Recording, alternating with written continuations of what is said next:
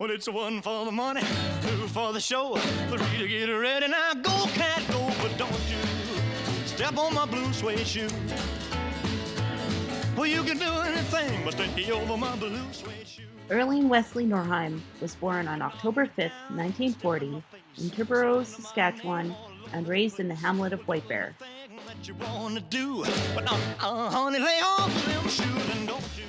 My earliest memory of Wes was at a birthday party.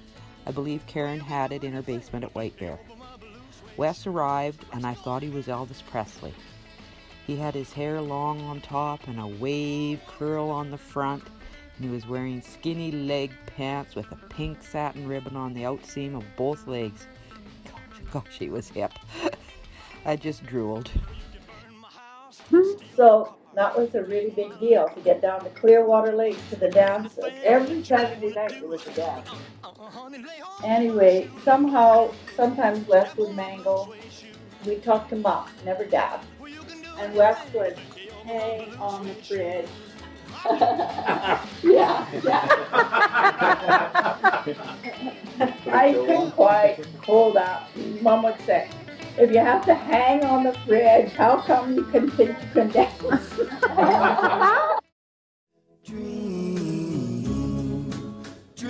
After graduating from Luther College in 1958, he married his high school sweetheart, Linda Nunweiler. When I want you in my arms, when I want you. They spent their lives together in Regina, where they raised 3 children, Carla, Colin, and Crystal.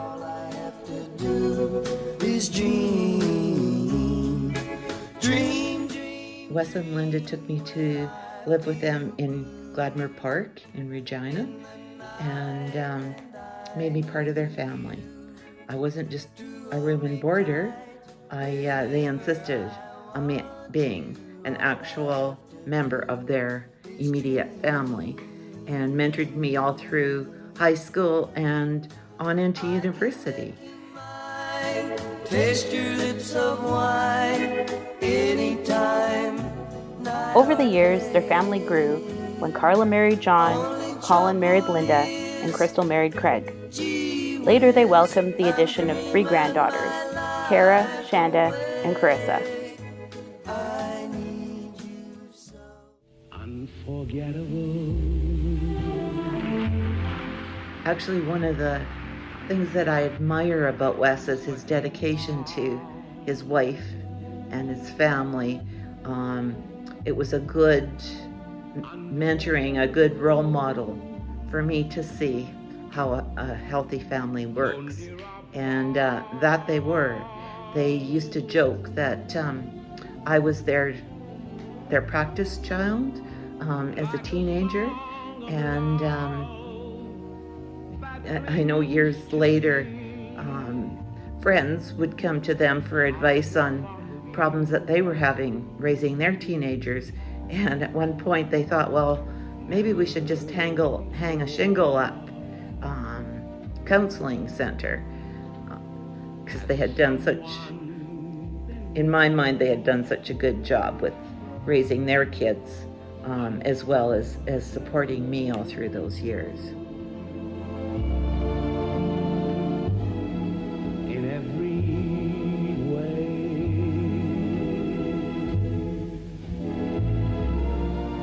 And forevermore. That's how you'll stay.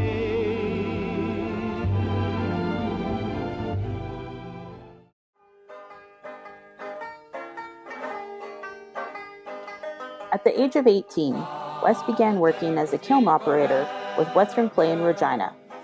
He became involved in his union local of United Glass and Ceramic Workers of American, holding the offices of vice president and president. In 1964, he was hired by the Canadian Labour Congress as a general representative, and in the 1970s became CLC Regional Director for the Prairies and the Northwest Territories. He later served as a Labour representative on 2 Workers' Compensation Board committees of review and was a Labour representative on the Minimum Wage Board. In 1993, he was appointed the labor representative on the Workers' Compensation Board, retiring from his position in 1998. We have many fond memories of working with Wes back in the late 80s and 90s. We were much younger then. I won't say that our biological clocks were ticking, but we both managed to be pregnant at the same time. Wes was always concerned we would give birth right at the office. Any grimace or uncomfortable look, and he was the doting, concerned boss parent. He even suggested we get the boardroom table set up so that we could give birth and be back at our desks before lunch. Wes had the worst handwriting, but was very proficient in dictation, and we were both very proficient at shorthand. This was back in the day when ashtrays on a desk and a bottle in the drawer for Friday afternoons was the norm. Dictation was taken in a haze of smoke, and on Friday afternoons we could even have a drink with our steno book and pen in hand. He was kind and caring. He was always trying to bring two sides of a bargaining table or a political issue together. He brokered many deals and always had time to listen to anyone that had a problem with their union or with their working conditions. He bent whatever rules he needed to bend to make sure people were treated with respect and got what they deserved. He didn't give up, and he always helped the underdog who had nowhere else to turn. Wasn't in his job description, but he made it a priority anyway. He threw the best parties and was the ultimate host. He roasted pigs underground and served it up with all the trimmings. He welcomed all the staff and their young, boisterous children, keeping us overnight. They gave us non-stop food and drinks. That was always on the agenda. They were ultimately staff meetings, but the after hours was when the real business got done. Linda, Carla, Colin, Crystal, you were the loves of his life.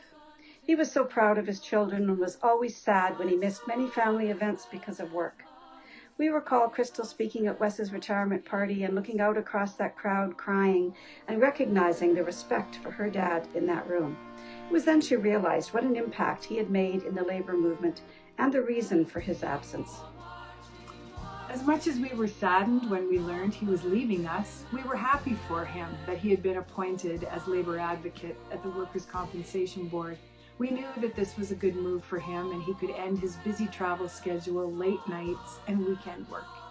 It was a big change for us as well as a change for him. He always kept in touch though, and after he retired, we were treated with hot fudge sundaes from Dairy Queen, usually when he had some photocopying or Green Shield claim forms for us to complete for him. We're very confident that Wes is busy organizing the Angels into a union and making sure they're getting a fair per diem to keep their halos shined and their wing feathers dry cleaned. Rest well, Wes. You've earned it.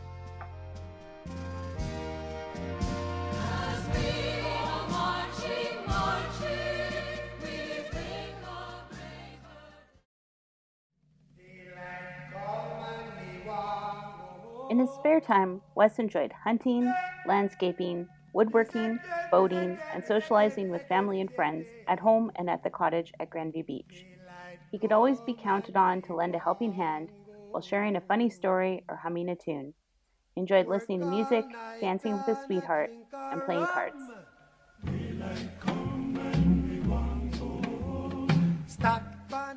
You got me to stand on that, surfboard behind the boat. The chunk of plywood? Yeah, that one. I don't know how old I was, but I think I was already old enough to know that this probably isn't safe. But I made it through it.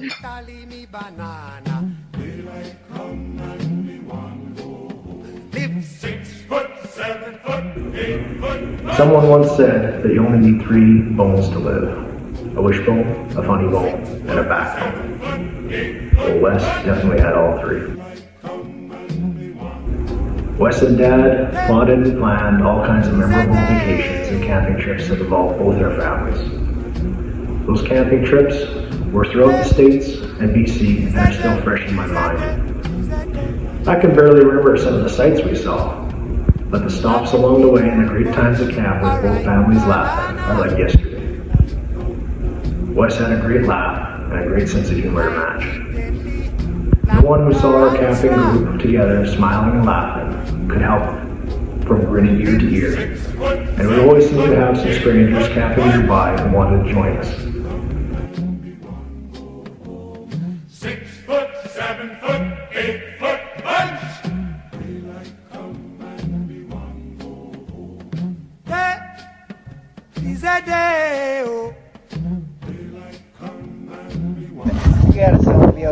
drive, so I borrowed one so Wes would have one, and we skidded down a lake and through a few miles of portage to another lake.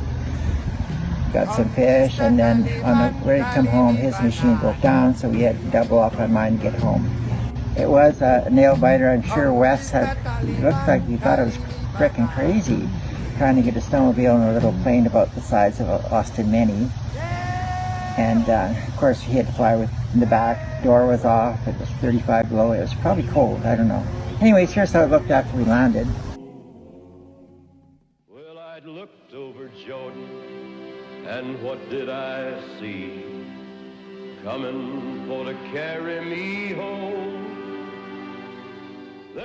In the fall was Wes's favorite time to come because he loved goose hunting, and I lived fairly close to the firing line. Over the years, Wes would always come out with his son Colin or his son-in-law Craig and stay for a few days and hunt, meet up with old friends, and always have a great visit. Not a lot of son-in-laws can attest to what their father-in-laws put them through. But when we went up there, I told Wes that he should go to, halfway around this little dugout, and I'd stay on the one side. And then when I hollered, open up, he would start shooting. So I hollered, open up, but Wes's keen sense of direction took him all the way to the opposite side of the dugout. So he was actually shooting at me. So I went running up the hill and trying to get away from his pellets that are pelting the ground beside me, and I feel this sting, in my backside, down my legs, and he shot me. And Wes's favorite saying to me was, "Sorry about that, old boy." Oh, I do. Coming for to carry me home. Hello, my brother Wes built this for us. It was one of his first retirement projects. And this is a replica of a church in Norway, or a building that was used by Vikings, who were probably heathens, from what I've heard of Vikings. Anyway, it was built by the Vikings, pre-Christian era, and still stands in Norway today. So I'm quite amazed that Wes has built a very, very close replica of that. And it just shows what a thoughtful brother he was. I loved him very much. Sweet chariot,